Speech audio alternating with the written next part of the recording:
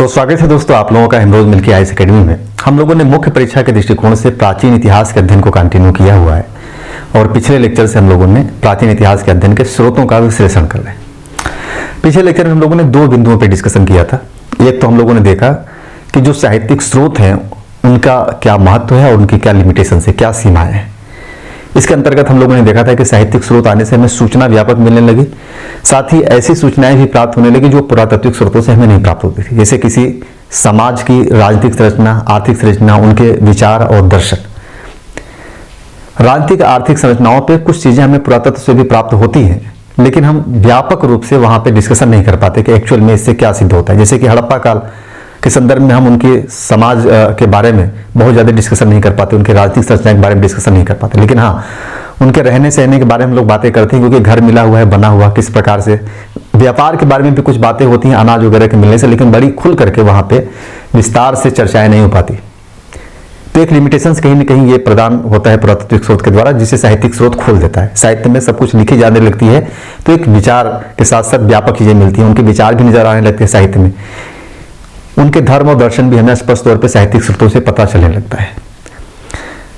दूसरी तरफ हम लोग साहित्यिक स्रोतों में सीमाओं पे भी हम लोगों ने बातें किया कि जो साहित्यिक स्रोत रहे हैं भारत के, खासतौर से जो प्राचीन साहित्य स्रोत रहे हैं, वो पूरी तरीके से ऐतिहासिक साहित्यिक स्रोत नहीं माने जाते, क्योंकि ज्यादातर साहित्यिक स्रोत धर्म से जुड़ा हुआ। पढ़ेंगे जितनी भी चीजें तो कहीं ना कहीं धार्मिक चीजें जुड़ी हुई हैं, उसमें बहुत सारे मिथक बातें हैं, अतिशयोक्तिपूर्ण बातें हैं, अविश्वसनीय बातें भी लिखी गई हैं। इस वजह से हमें उन्हें विशुद्ध रूप से जो है कि कह सकते हैं कि साहित्यिक स्रोत नहीं मान सकते। आलोचना होती है, उसकी लिमिटेशन है। दूसरी चीज, जो भी साहित्य लिखे गए हैं वो कहीं ना कहीं व्यक्तिगत पूर्वाग्रह से भी ग्रसित है। तो ये सारी चीजें हम लोगों ने पिछले लेक्चर में डिस्कशन किया, आप लोग उसे देख लीजिएगा पिछले लेक्चर में। दूसरे बिंदु पर हम लोगों ने डिस्कशन किया कि क्या भारत में इतिहास लेखन इस्लाम की शानदार धरोहर रही है।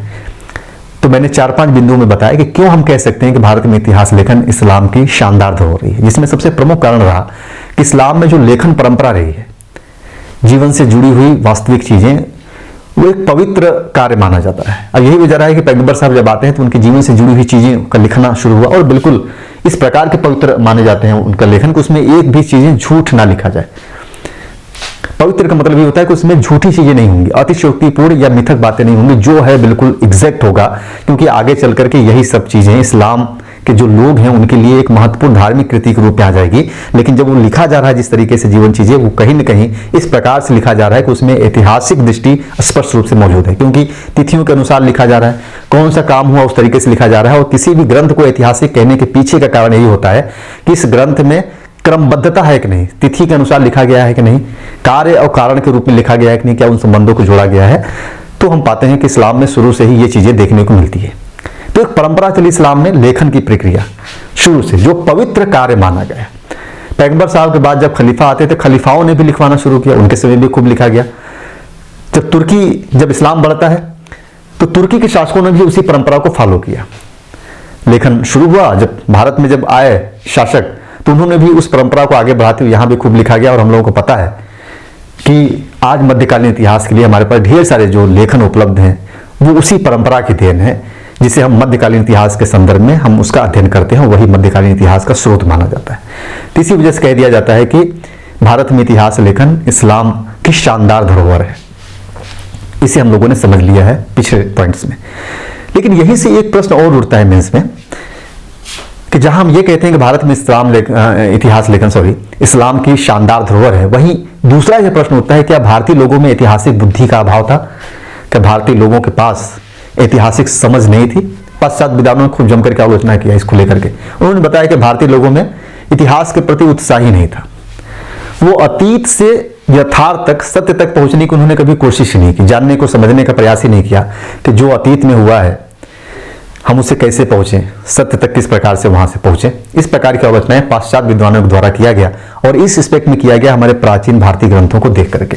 और इसी बेस पे यह प्रश्न पूछ लिया जाता है कि क्या भारत में लोगों में ऐतिहासिक बुद्धि का अभाव था या नहीं था। आज हम लोग इसी बिंदु को समझने का प्रयास करेंगे कि इसे हम लोग कैसे ट्रैकल करेंगे, मेंस में आएगा तो आप चीजें समझ पा रहे हैं।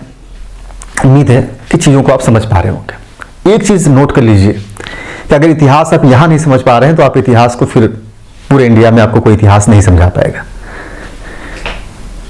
जितनी गहराई से, डीप से जाकर के हम लोग इतिहास का अध्ययन कर रहे हैं, एक्चुअल में इतिहास की समझ अगर आप मेरे से नहीं प्राप्त कर पा रहे हैं, आपको यहाँ भी लगता है कि मुझे इतिहास नहीं समझ में आ रहा है, तो फिर आपको इतिहास कोई नहीं समझ पाएगा। फिर बाकी लोग आपको सिर्फ तथ्य रटाएंगे इतिहास की, और फैक्ट रटते हुए आप आगे बढ़ जाएंगे। और आपको लगता है कि तथ्य ही अगर इतिहास है तो फिर आप सिविल सर्विसेज की तैयारी छोड़ दीजिए, बंद कर दीजिए, मेरा सलाह मान लीजिए। अगर आपको आईएएस बनना है, सिविल सर्वेंट बनना है, पीसीएस बनना है, तो अवधारणाओं पे एक मजबूत पकड़ होनी चाहिए। जब अवधारणाएं आपकी मजबूत होंगी ना, तो तथ्य ऑटोमेटिक आपको याद होने लगेंगे। सिर्फ तथ्य रटेंगे, भूल जाएंगे। अगर आपको लगता है कि कॉन्सेप्ट समझने में मुझे दिक्कत आ रही है, मैं नहीं समझ पा रहा हूं, लाख कोशिशों के बाद भी मुझे कॉन्सेप्ट हैंडल नहीं हो पा रहा है, तो फिर आप स्किप करिए इस तैयारी से, फिर वनडे की तरफ बढ़ जाइए। अगर नौकरी चाह रहे हैं तो फिर कोई और काम कर लीजिए। ईमानदारी से अपने ऊपर काम करिए, बिल्कुल ईमानदारी से। इसमें कोई ईगो या कोई स्टेटस वाली है ना, स्वाभिमान वाली कोई ऐसी बात नहीं है कि मैं आईएएस तैयारी कर रहा हूं तो कैसे छोड़ दूं। सही डिसीजन लीजिए। लगता है आपको कि आप कॉन्सेप्ट पे पकड़ नहीं बना पा रहे हैं, आप चीजों को नहीं समझ पा रहे हैं, आपके तथ्य रटने की क्षमता चाहे जितनी भी हो, आप पूरा डाटा रट जाते हैं, एक एक तथ्य रहेगा, इकोनॉमिक सर्वे के जितने डाटा है सारा रट जाते हैं, और उतना रटने के बाद आपको कंठस्थ है कहीं भी सुना देते हैं, तो आप ये मत सोचिए कि आप सिविल सर्विसेज को क्वालिफाई कर पाएंगे। सिविल सर्विसेज को क्वालिफाई करने के लिए आपको बौद्धिक जुगाली आना चाहिए। अगर बौद्धिक जुगाली करने में आप सफल होते हैं, आपका मन करता है सोचने में, समझने में, तो फिर आपके लिए एक सीट फिक्स है, फिर आपको कोई नहीं रोक सकता सिविल सर्विसेज में क्वालिफाई होने से। लेकिन आपको लगता है कि हम तथ्य रट करके चले जाएंगे तो नहीं होगा। तो इन सब चीज़ों से थोड़ा सा, मैं बार बार बोलता हूं कि अगर इतिहास यहाँ पे आप नहीं समझ पाते हैं तो आप लाखों रुपए खर्च करने के बाद भी आप नहीं समझ पाएंगे। मुखर्जी नगर चले जाइए, इलाहाबाद में तो अब खैर कोई रहा नहीं उस तरीके की चीज़ें कि जो जिससे मैं बताऊँ कि आप जाकर के इलाहाबाद में पढ़ लीजिए। मुखर्जी नगर में कुछ टीचर हैं जो पुराने टीचर हैं, जो इतिहास को समझ देते हैं, लेकिन ध्यान रखिए आप वहां भी जाएंगे तो नहीं समझ पाएंगे, क्योंकि मैं जिस लेवल से लेकर के जाता हूं ना, उस लेवल से वो नहीं लेकर के जाते, वो बड़ी ऊपर ऊपर लेकर चले जाएंगे, नहीं समझ पाएंगे आप। मैं यहाँ आपको बेसिक एक एक पॉइंट्स पे डिस्कशन करते हुए चलता हूं, ताकि कोई भी चीज आपके मन में डाउट्स रहे ही ना। हर चीज को आसान करके समझा देता हूं ताकि ये चीजें आप हैंडल कर लीजिए। ये सारी चीजें आपको पहली बार सुनने को मिल रहा होगा।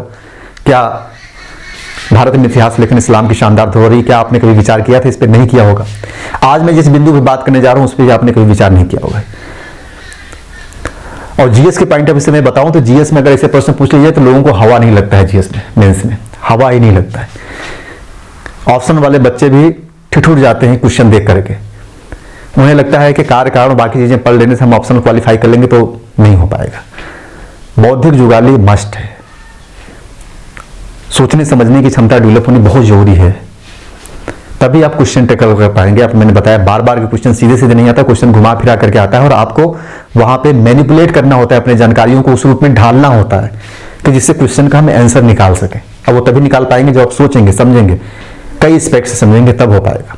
जीएस के बच्चे इस सब क्वेश्चन को नहीं टैकल कर पाएंगे जिनका सिर्फ जीएस में इतिहास है, जिन्होंने इतिहास सिर्फ जीएस के पॉइंट ऑफ व्यू से पढ़ा है मेंस के, वो ऐसे क्वेश्चन को नहीं लिख पाएंगे, नहीं लिख पाएंगे, मैं बता रहा हूं।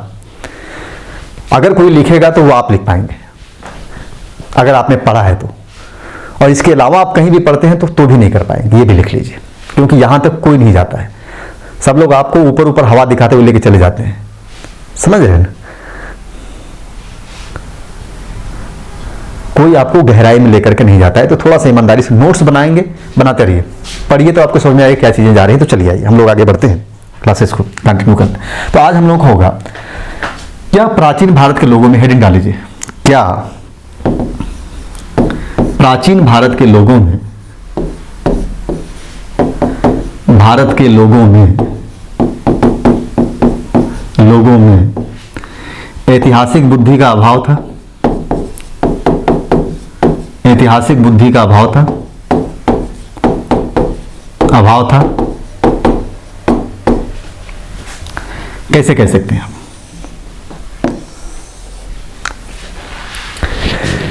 ऐसा कहने के पीछे, जो पश्चात विद्वानों के पीछे दो प्रमुख कारण हैं। एक तो मैंने बताया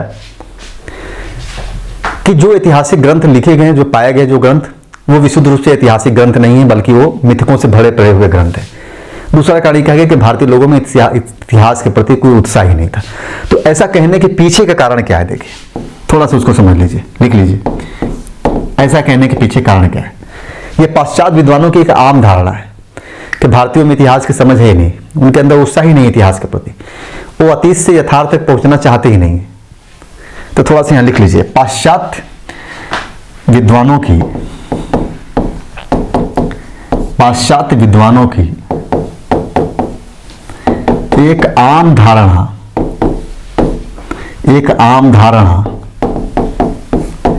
यह रही है कि प्राचीन भारत के लोगों में न तो इतिहास के प्रति उत्साह था,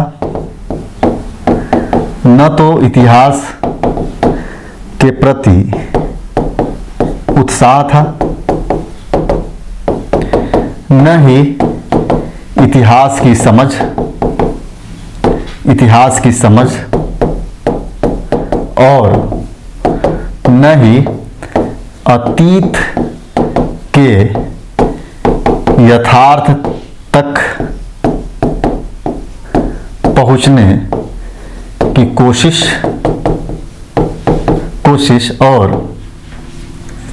बस इतना कर लीजिए। 3-4 बिंदु। पहला पॉइंट होगा ये, पश्चात विद्वानों ने स्पष्ट तौर पे कह दिया, प्राचीन भारतीय ग्रंथों का उन्होंने जो अध्ययन किया उसके बाद उन्होंने पाया कि जो भारतीय रहे हैं उनके अंदर इतिहास के प्रति कोई उत्साह नहीं था, नहीं अतीत के यथार्थ तक पहुंचने की कोशिश कर रहे थे, नहीं उनके अंदर इतिहास की कोई समझ थी। पहला पॉइंट्स इस आधार पे बोलते हैं। दूसरा कोशिश देखिए, दूसरा कहा गया कि भारत के प्राचीन ग्रंथ मिथकों, धार्मिक, ऐसे कर लीजिए, धार्मिक मिथकों एवं अतिशयोक्तिपूर्ण बातों से भरे पड़े हुए हैं। अतिशयोक्तिपूर्ण किस्सों कहानियों से, ऐसे कर लीजिए, किस्से कहानियों से भरे पड़े हुए हैं। किस्से कहानियों से भरे पड़े हुए हैं। किस्से कहानियों से भरे पड़े हुए हैं। क्लियर है? अब सवाल उठता है कि आप इस मत से कहां तक सहमत होते हैं। कहने को तो कह दिया गया, प्रमाण भी दे दिया गया, और दोनों प्रमाण सही भी है, गलत भी नहीं है। लेकिन क्या इन प्रमाणों से हम कह सकते हैं कि क्या सच में ऐसा है कि भारत के लोगों में ऐतिहासिक बुद्धि का अभाव था? इसको समझने से पहले हमें उन परिस्थितियों को भी समझना होगा। यह जरूरी नहीं है कि पाश्चात्य विद्वान जो रहे हैं, चाहे यूनानी रहे हों या रोमन रहे हों या आधुनिक जो इतिहासकार हैं, आधुनिक जो पाश्चात्य विद्वान हैं, हम उन्हीं को मानदंड बना करके इतिहास लिखें या ग्रंथ लिखें, तभी हमारा ग्रंथ ऐतिहासिक कहा जाएगा। जैसे एग्जाम्पल के तौर पे समझिए कि आज अंग्रेज जैसे रह रहे हैं, जिस तरीके का जीवन जी रहे हो, जिस तरीके के कपड़े पहन रहे हैं, क्या हम उनको जस्ट कॉपी कर लें तभी हम सभ्य कहलाएंगे? या हमारा जीवन अलग है, हम अलग तरीके के कपड़े पहन रहे हैं, अलग तरीके खा रहे हैं और अलग तरीके से सो रहे हैं, तो क्या हमारा जीवन सभ्य नहीं है? तो आपका जवाब क्या होगा यहां पे? तो आपका जवाब होगा कि ऐसा नहीं है। यह आवश्यक नहीं है कि हम उनको कॉपी करेंगे तभी हम सभ्य कहलाएंगे, कॉपी नहीं करेंगे तो हम सभ्य नहीं कहलाएंगे, बल्कि हम भी सभ्य हैं। ठीक है, हमारे तरीके अलग हैं क्योंकि हमारी परिस्थितियां अलग हैं, हमारा एनवायरमेंट अलग है, हमारा वातावरण अलग है, जहां पे हम रह रहे हैं वो जगह अलग है, हमारी समझ अलग है रहने खाने पीने की। इस वजह से हमारे खान पान पहनावे में तो अंतर है, भाषा बोली में अंतर है, लेकिन ये कहना कि भाषा बोली खान पान पहनावे में अंतर होने की वजह से हम असभ्य कहे जाएं, तो इस तर्क से सहमत नहीं हुआ जा सकता। बस इसी चीज को यहां पे ध्यान रखना है आपको। प्राचीन भारतीय जो लेखन हुआ वो एक अलग तरीके से हुआ क्योंकि परिस्थितियां अलग थी, जगह अलग था, समझ अलग थी। इतिहास को लेकर के हमारे जो प्राचीन लेखक रहे उनकी समझ अलग थी। जो पाश्चात्य विद्वान रहे, चाहे यूनानी रहे या रोमन रहे हो या आधुनिक जो पाश्चात्य विद्वान रहे इतिहासकार, उनसे भिन्न थी हमारी समझ। तो समझ हमारी भिन्न होने की वजह से सिर्फ यह कह देना कि भारतीय लोगों में ऐतिहासिक बुद्धि का अभाव था, तो इस तर्क से सहमत नहीं हुआ जा सकता। जो पाश्चात्य विद्वान रहे वो समय की गणना करते थे रेखीय क्रम में। पाश्चात्य जो इतिहास कर रहे हैं, रेखीय क्रम समझ रहे हैं ना, एक रेखा ना, रेखी समझ रहे हैं ना, रेखा का मतलब एक रेखा के रूप में करते थे। रेखा इन द सेंस कि मान लीजिए कि 2021 है और यहां मान लीजिए 2025 है, तो समय क्या हो रहा है, बढ़ रहा है, 21, 22, 23, 24, 25। रेखा के रूप में होता है समय बढ़ रहा है, और जो समय बीत चुका है वह समय फिर वापस लौट के नहीं आएगा। समय क्या है, लौटता नहीं है। समय क्या होता है, लगातार अग्रसर होता है, आगे बढ़ता है। रेखीय गणना में अग्रसर होता है, दिन पर दिन हम आगे बढ़ते हैं। जैसे बीसी से जब शुरू हुआ तो बीसी से हम एडी में पहुंच गए, बीसी खत्म हुआ, एडी ईस्वी शुरू हो गया, ईस्वी लगातार बढ़ता जा रहा है। तो पाश्चात्य विद्वानों ने समय की गणना किया रेखीय आधार पे। जो भी उन्होंने कुछ लिखा समय गणना रेखीय आधार पे, इतने बीसी में हुआ, इतने बीसी में हुआ, इतने बीसी में हुआ, ये सारी चीजें थोड़ा वैज्ञानिक माना जाता है। एग्जैक्ट चीजें पता लग पाती हैं रेखीय गणना के आधार पे, ये सही है, माना जाता है। लेकिन भारतीय लोगों की समझ रेखीय गणना में नहीं थी उस समय। भारतीय लोग चक्रीय गणना करते थे समय की। चक्रीय गणना इन द सेंस क्या होता था कि बोले सतयुग आएगा, सॉरी क्या बोले, सतयुग, एक मिनट, इसको अच्छा नहीं मिट रहा है, चलिए बोले सतयुग। सतयुग पे क्या आता है, द्वापर, द्वापर के बाद त्रेता, त्रेता के बाद कलयुग। अभी कलयुग चल रहा है, बोलते हैं ना कि कलयुग चल रहा है, कलयुग के बाद सतयुग आएगा। तो कलयुग चला, कलयुग से आया सतयुग, सतयुग से द्वापर, द्वापर से त्रेता, त्रेता से कलयुग। तो प्राचीन भारतीय जो ग्रंथ लिखे गए हैं एक्चुअल में, वहां पे जो समय की गणना की गई है ना, वो चक्रीय क्रम में किया गया। वहां पे द्वापर युग, त्रेता युग, कलयुग ऐसे शब्दों का इस्तेमाल किया गया जो एग्जैक्ट समय को बता ही नहीं पाता। कि जो हम बोलते हैं कि द्वापर युग है, तो वो कौन सा कालखंड रहा होगा जिसमें द्वापर युग चल रहा हो। रेखीय गणना में तो पता है कि इतने बीसी में गए तो अच्छा वो कालखंड था। तो भारतीयों ने समय की गणना के लिए चक्रीय विधि का इस्तेमाल किया। तो पाश्चात्य विद्वानों को लगा ये बिल्कुल विधि अलग है, चक्रीय विधि। तो इन्होंने कह दिया इस बेस पे कि इनके पास ऐतिहासिक बुद्धि का अभाव नहीं था, इस वजह से इन्होंने चक्रीय विधि का इस्तेमाल किया, क्योंकि ये चक्रीय विधि इतिहास से कम, धर्म से ज्यादा प्रभावित है। द्वापर, त्रेता का जैसे बोलते कलयुग है, फिर सतयुग। अच्छा, ये विधि क्या है, चलती रहेगी। चक्रीय विधि का मतलब चलती रहेगी। फिर से हम पहुंच जाएंगे जो है कि द्वापर, त्रेता, कलयुग में, फिर से सतयुग में, इस प्रकार से चलेगी, है ना। और यहां पे रेखीय विधि में समय वापस लौट के नहीं आता, आगे ही बढ़ते जाएंगे, आगे ही बढ़ते जाएंगे और अनंत तक आगे बढ़ेंगे, जब तक कि प्रलय नहीं आ जाता। और यहां है कि चक्कर चलता ही रहेगा प्रलय आने तक, फिर से हम काल में घूमते रहेंगे, उसी काल में घूमते रहेंगे, काल में एक प्रकार का चक्कर लगता रहेगा हमारा। तो एक चीजें हो गई। तो इस बेस पे ये कहना कि भारतीय लोगों में ऐतिहासिक बुद्धि का अभाव था, ये कहीं से भी जायज नहीं, क्योंकि हमारी समझ थी, हमारे यहाँ समय गणना इस प्रकार से किया जाता था, इसलिए हमने समय गणना इस प्रकार से किया। आपने इस प्रकार से किया तो ठीक है, आपने किया, हमने इस प्रकार से किया, और इस बेस पे ये नहीं कह सकते कि ऐतिहासिक बुद्धि का अभाव था।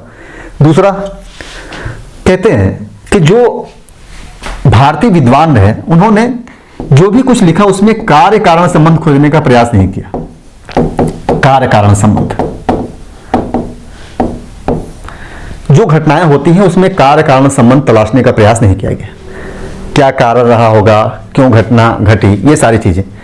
जबकि जो पाश्चात्य विद्वान रहे, रोमन विद्वान, यूनानी विद्वान, या आधुनिक पश्चात जो विद्वान है, या आधुनिक जो इतिहासकार है, वो कार्य कारण संबंध को खोजते हैं, कार्य कारण संबंध को खोजते हैं।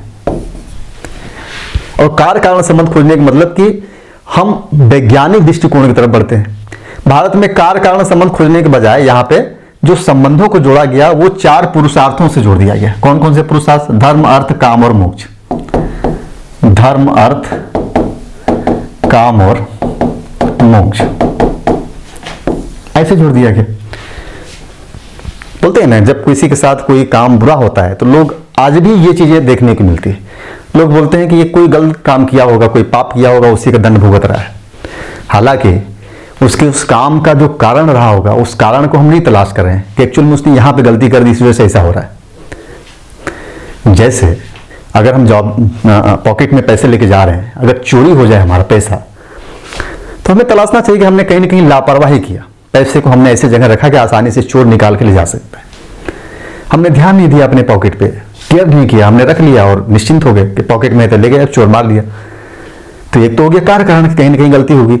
दूसरा लोग बोलेंगे कि दोस्त यार को हमने बताया कि यार पैसा चोरी हो गया, बोलेगा जरूर किसी का मारे रहे होगे, पैसा बेईमानी किए होगे, इस प्रकार की चीजें सामने आती हैं। तो वो जो बुद्धि है, सोचिए 2024 में हम लोग पहुंचने वाले हैं और आज भी प्राचीन काल की जो परंपरा रही कार्य कारण की, वो आज भी हम उसी में तलाश करते हैं, धर्म में तलाश कर लिए। तो पाश्चात्य विद्वानों ने जहां किसी घटना के संदर्भ में कार्य कारण को तलाशा, वहां भारतीय विद्वानों ने जोड़ दिया 4 पुरुषार्थों से। तो ये भारतीय विद्वानों की समझ थी, पाश्चात्य विद्वानों की समझ थी, और इस बेस पे हम कह रहे हैं कि भारतीयों में ऐतिहासिक बुद्धि का अभाव था। तो इसे भी हम समझ हो सकते हैं, क्योंकि मैंने बताया कि हर समाज की ऐतिहासिक दृष्टि अलग होती है। भारतीय लोगों की जो ऐतिहासिक दृष्टि थी वह अलग थी, लेकिन ये ऐतिहासिक दृष्टि सिर्फ यहीं पे कांस्टेंट नहीं, स्थिर नहीं रही, धीरे धीरे आगे बढ़ी। और हम लोग देखते हैं आगे चल करके कार्य कारण संबंध भी शुरू हो गए, वंशावलियां आने लगी, पुराण आने से कई सारे वंशावलियां खुल गए, इतिहास में लेखन की परंपरा धीरे धीरे आगे बढ़ती रही। तो इस बेस पर नहीं कह सकते कि इनके पास ऐतिहासिक बुद्धि नहीं थी, क्योंकि समय के साथ साथ समझ हमारी जैसे जैसे बढ़ती चलेगी, हम ऐतिहासिक लेखन की तरफ बढ़ते चलेंगे और राजतरंगिणी पहली ऐसी रचना बन जाती है हमारी, जो पूर्णतः विशुद्ध रूप से ऐतिहासिक ग्रंथ था। क्लियर है? यहां पे थोड़ा सा यहां पे लिख लीजिए,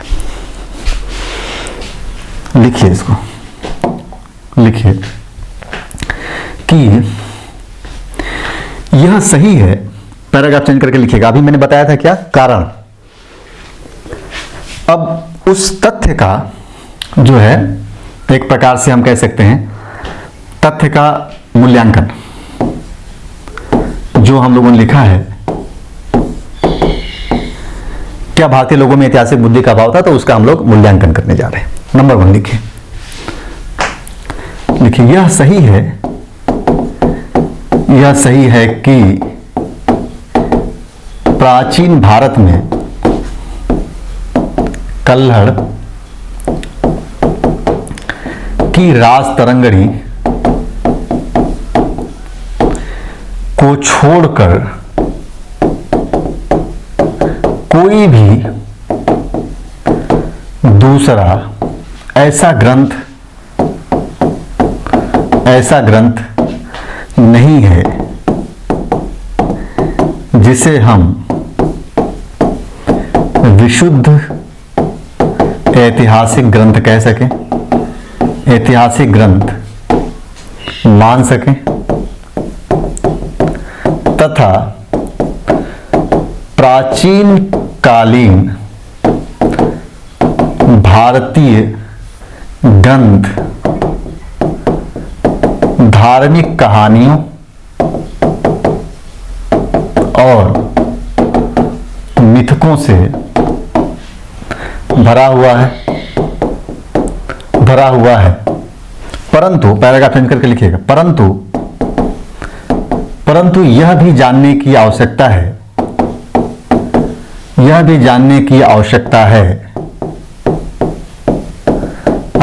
है कि भारत के लोगों की इतिहास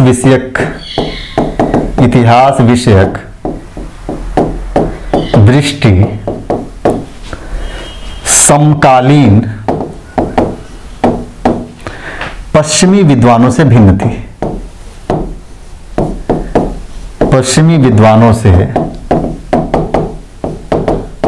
थी, जिसे हम निम्न रूप में समझ सकते हैं। क्लियर है यहां पे? अब डालिए नंबर 1 पॉइंट। यहां पे हम लोग डाला है नंबर 1, नहीं इसको नंबर 1 मत करिए, इसको यहां से हटाइए नंबर 1, इसे एक भूमिका के रूप में लिख लीजिए, बल्कि इसे भूमिका के रूप में लिखिए, ज्यादा सही रहेगा, ये क्लियर रहेगा यहां पे।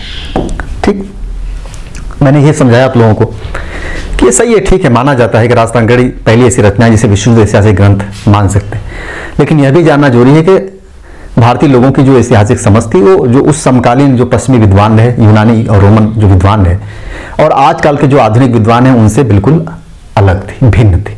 जिसे किस रूप में देखा जा सकता है? नंबर, मैंने क्या बताया था कि भारतीय जो विद्वान रहे वो काल का निर्धारण, नंबर 1 लिखिएगा, भारतीय विद्वान प्राचीन लगा लीजिएगा आगे, प्राचीन भारतीय विद्वानों ने, ऐसे कर लीजिए, विद्वानों ने काल का निर्धारण चक्रीय क्रम में किया,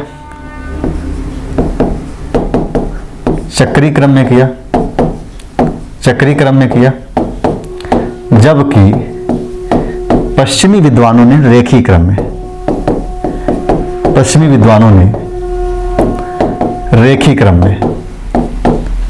रेखीय क्रम में। तो मैंने क्या बताया था कि यहां पे इतिहास विषयक दृष्टि की हम लोग बात कर रहे हैं। तो भारतीयों के इतिहास विषयक दृष्टि अलग थी, पश्चिमी विद्वानों ने रेखीय क्रम में किया, तो मान लिया कि इनके पास ऐतिहासिक बुद्धि का अभाव, लेकिन ऐसा है नहीं, हमारे विद्वानों ने भी काल का गणना किया, लेकिन वो गणना रेखीय क्रम में न करके किस रूप में किया था, चक्रीय क्रम में किया था। मैंने समझाया चक्रीय क्रम और रेखीय क्रम क्या होता है, वो चीजें आपको क्लियर हो गई होंगी वहां पर। दूसरा आइए देखिए, कार्य कारण के बारे में हम बात कर रहे थे, तो दूसरा लिखिए, प्राचीन भारतीय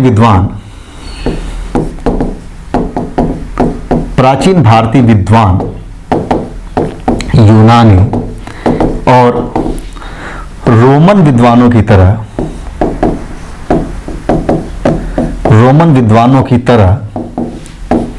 घटनाओं का कार्य कारण परंपरा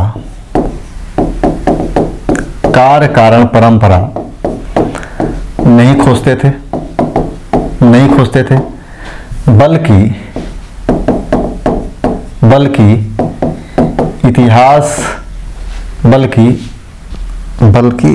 ऐसे कर लीजिए, बल्कि उनका इतिहास लेखन संबंधी उद्देश्य, बल्कि उनका इतिहास लेखन संबंधी उद्देश्य,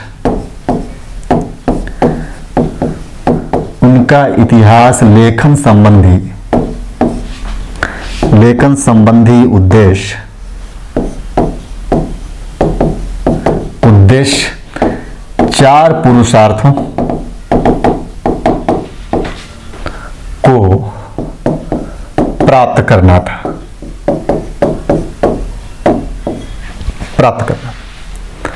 धर्म, अर्थ, काम और मोक्ष, जो कुछ भी लिखा गया इन्हीं उद्देश्यों से लिखा गया। आप प्राचीन भारतीय ग्रंथ पढ़ेंगे तो चार उद्देश्य नजर आएंगे, तो उनका सीधा सा मतलब था कि चार पुरुषार्थों को प्राप्त करने के लिए चीजें की जा रही हैं, जबकि पाश्चात्य जो विद्वान थे वो कार्य कारण संबंध खोजते थे। हालांकि उनकी जो विधि माना जाता है वो वैज्ञानिक विधि थी, जैसे रेखीय गणना वैज्ञानिक है, चक्रीय गणना अवैज्ञानिक माना जाता है, लेकिन हमारी समझ ऐसी थी, हम इसी आधार पर लिख रहे थे, तो हमारी लिखने की परंपरा अलग भले है, लेकिन हम लिख तो रहे हैं कुछ न कुछ। तो ये कहना पूरी तरीके से कि ऐतिहासिक बुद्धि का अभाव था, इस मत से पूरी तरीके से सहमत नहीं हो सकते। कुछ और चीजें लिख लीजिए, यहीं पे लिख लीजिए, इसी में प्राप्त करना था,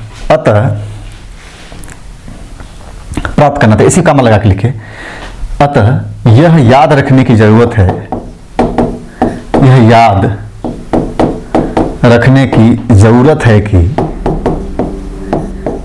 है कि प्रत्येक समाज की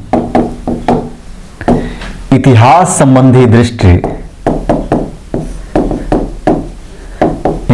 संबंधी दृष्टि अपनी समझ एवं आवश्यकता के अनुकूल होता है। समझ एवं आवश्यकता के अनुकूल होती है। क्लियर हो गया? तीसरा पॉइंट लिखे, अंत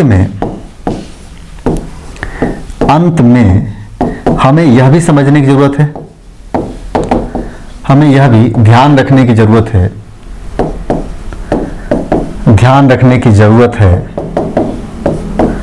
है कि प्राचीन लोगों की इतिहास संबंधी दृष्टि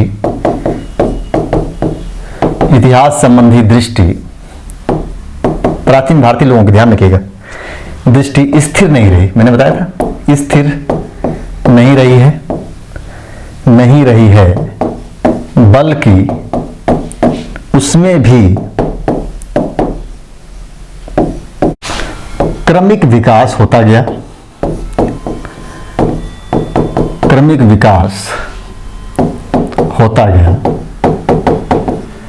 जैसे मैंने बताया था कि लेखन की परंपरा स्थिर नहीं रही भारत में, धीरे धीरे क्रमिक विकास होता गया। जो शुरुआती जो ग्रंथ रहे उसमें राजनीति के बारे में अस्पष्ट संकेत मिलता था, बहुत स्पष्ट चीजें नहीं मिलती थी। लेकिन बाद में चल करके जब पुराणों का लेखन होता है तो उसमें पूरी वंशावलियां दी जाने लगी। फिर आगे चल करके आत्मकथात्मक रचनाएं लिखी गई जिसमें एक राजा की उपलब्धियों का वर्णन किया जाने लगा, तिथि वाइज, क्रम वाइज उपलब्धियों का वर्णन होने लगा। तो कहा जाता है कि ऐतिहासिक बुद्धि समय के साथ साथ धीरे धीरे बदलती रही हमारी। शुरू में थोड़ा सा अवैज्ञानिक रही, लेकिन बाद में हम धीरे धीरे आगे बढ़ते रहे। तो इसी में लिख लीजिए, विकसित हो गया, उसको लिखवा दें, लिख लीजिए इसी में, बल्कि उदाहरण के तौर पे जैसे, तो ये समझ में आ जाएगा। जैसे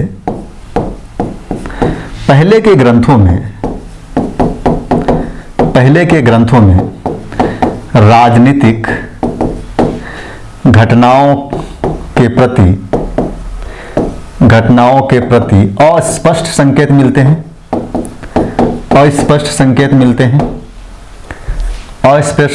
हैं, परंतु आगे पुराणों की रचना के साथ पहली बार राजवंशों की वंशावली, किसका फोन आ रहा है?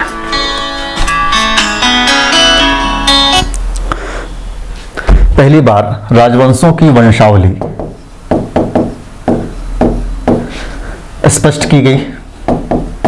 स्पष्ट की जाने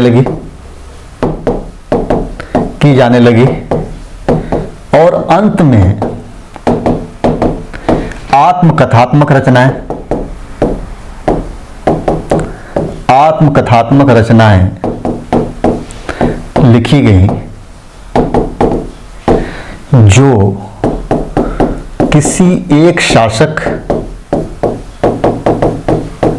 की उपलब्धियों पर आधारित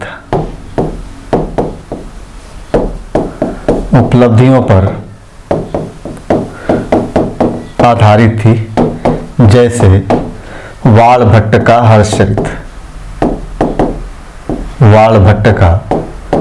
हर्षचरित, ये हो गया पॉइंट्स। अब आपको निष्कर्ष दे देना है। तो चीजें तो समझ गए होंगे, उम्मीद है कि ये चीजें आपके दिमाग में बिल्कुल स्पष्ट होना चाहिए, रटने वाली चीजें नहीं। एक बार समझेंगे आपके दिमाग में पूरी तरीके से घुस जाना चाहिए। अगर कोई कहता है कि ऐतिहासिक बुद्धि का अभाव था, तो आप पहले 2 कारण बताइए कि 2 कारणों की वजह से कहा जाता है। मैंने 2 कारण लिखवाए। अब आप बताएंगे कि भारत के लोगों की जो ऐतिहासिक समझ रही वो अपने समय के अनुसार थी। हर समाज की ऐतिहासिक दृष्टि अलग होती है, भारतीय लोगों की भी ऐतिहासिक दृष्टि अलग रही। जहां पाश्चात्य विद्वान काल का गणना रेखीय आधार पर करते थे, भारतीय विद्वानों ने चक्रीय आधार पर किया, क्योंकि उस समय उनके लेखन का मुख्य उद्देश्य क्या था?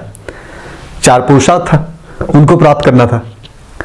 दूसरी चीज मैंने क्या बताया कि जहां पाश्चात्य विद्वान कार्य कारण संबंध खोजते थे, भारत के लोगों ने कार्य कारण संबंध नहीं खोजे।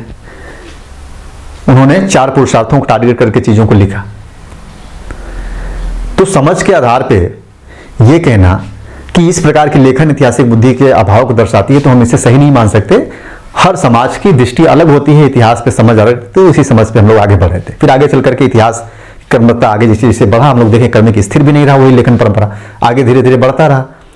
पहले राजनीतिक घटनाएं बड़ी स्पष्ट तौर पर नहीं मिलती थी, बाद में पुराण आया, पुराण राजाओं की वंशावली उसमें मिलने लगी। आगे चल करके आत्मकथात्मक रचनाएं लिखी गई, जिसमें एक ही राजा को आधार बना करके ढेर सारी चीजें क्रमबद्धता के साथ लिखी गई। तो लिखिए, निष्कर्ष के तौर पर लिख लीजिएगा कि निष्कर्ष, या ऐसे कह लीजिए, उपरोक्त तथ्यों के प्रकाश में, उपरोक्त तथ्यों के प्रकाश में हम ऐसा कह सकते हैं कि क्या चीजें निष्कर्ष आप अच्छा कहना हो तो क्या कह सकते हैं आप? एक चीजें तो हम लोगों को यह समझ में आया कि जो पाश्चात्य विद्वान हैं उनकी विधि वैज्ञानिक थी। ये चीजें तो समझ में हम लोगों को आ रहा है, भारतीयों की विधि अवैज्ञानिक रही। दूसरी चीज ये समझ में आ रहा है कि पाश्चात्य विद्वानों की दृष्टि अलग रही, उनका इतिहास लेखन रहा। भारत के लोगों की भी दृष्टि अलग रही, लेकिन इतिहास लेखन चलता रहा। तो ये कहा जा सकता है कि जहां पाश्चात्य विद्वान यानी अपने समकालीन पाश्चात्य विद्वानों से भिन्न दृष्टि थी, लेकिन इस बात से नहीं इनकार कर सकते हम कि भारतीय लोगों में ऐतिहासिक बुद्धि का अभाव था। क्लियर है? कह सकते हैं कि यद्यपि प्राचीन भारत के लोग प्राचीन भारत के लोगों में इतिहास विषयक दृष्टि समकालीन और आधुनिक विद्वानों से अलग थी, परंतु यह कहना उचित नहीं है कि उनमें ऐतिहासिक दृष्टि का अभाव था। ऐतिहासिक दृष्टि का अभाव था। Is that clear? उम्मीद है कि ये सारी चीजें आप समझ गए होंगे। दो चीजें बहुत महत्वपूर्ण चीज है, बेहतर तरीके से नोट्स बना करके नोट कर लीजिए, एक बार पढ़ लीजिए, आपके दिमाग में घुस जाएगा, पूरी जिंदगी घुसा रहेगा, कभी नहीं भूलेगा ये चीज कि भारत में इतिहास लेखन इस्लाम की शानदार धरोहर है। इसे भी आप सिद्ध कर सकते हैं। क्या भारत में लोगों की ऐतिहासिक बुद्धि का अभाव था? अब इसे भी सिद्ध कर सकते हैं कि ऐसा हम नहीं कह सकते हैं, हालांकि चीजें कुछ मानी जाती। नेक्स्ट लेक्चर में अब लोग स्रोतों का थोड़ा सा विश्लेषण करेंगे, कौन कौन से स्रोत हैं, फिर उनकी महत्ता और इन स्रोतों से क्या क्या चीजें प्राप्त होती हैं, इन सब चीजों की जानकारी क्या समझ सकते हैं, क्या लिमिटेशन है, वो चीजें हम लोग देखेंगे। फिर पुरातात्विक स्रोत देखेंगे, क्या होता है पुरातात्विक स्रोत, कौन कौन सी विधि अपनाई जाती है, उन सब चीजों पे समझते हुए फिर हम लोग आगे बढ़ते हुए, मान के चलिए कि 2 से 3 लेक्चर लगेगा तो ये स्रोतों वाला टॉपिक इन हो जाएगा। स्रोतों का टॉपिक इन होने के बाद फिर हम लोग आगे प्रथम खंड में एंट्री करेंगे और फिर देखेंगे किस प्रकार से जो चेंजेस के क्रम रहे हैं, परिवर्तन, तो वो सारी दृष्टि आप लोगों की बिल्कुल बदल जाएगी, सोचने का नजरिया बदल जाएगा और इतिहास के प्रति जो लगाव है वो आपका लगातार बढ़ता जाएगा। देखेंगे बड़े मजा आने वाला आगे चल करके आगे के लेक्चरों में, जिसे आप सोच भी नहीं सकते हैं या आपके दिमाग में अभी तो कुछ चीजें गई भी नहीं होंगी, वो चीजें आप निकल करके सामने आएगी, तो और मजा आएगा। तो चलिए फिर मिलते हैं नेक्स्ट लेक्चर में।